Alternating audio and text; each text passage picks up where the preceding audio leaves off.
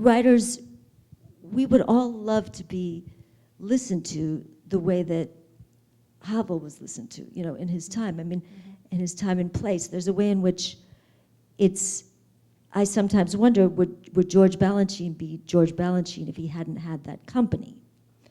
And for fiction writer, fiction doesn't really at the moment matter in the culture. It doesn't seem the way it once did. I mean, I remember when I was growing up, every educated household had, you know, the latest Philip Roth on the coffee table. Whether they'd read it or not, it was there.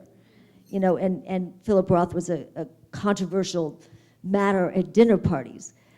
Now, I don't know that there are, I can't think of one book in the last 10 years that's had that kind of, I think people maybe argue more about TV shows at this point. And I think I think we believe, whether the culture as en masse believes it,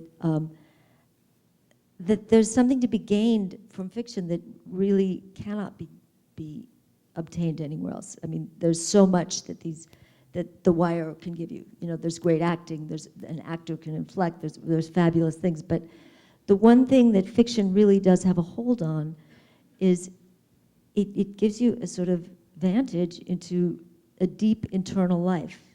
And also fiction makes demands of the reader that these other forms don't. I mean, when you read a book and it really takes you over for a couple days or a week, you're not the same again after that experience. Part of that book remains in you for years and years because of what you've put into it.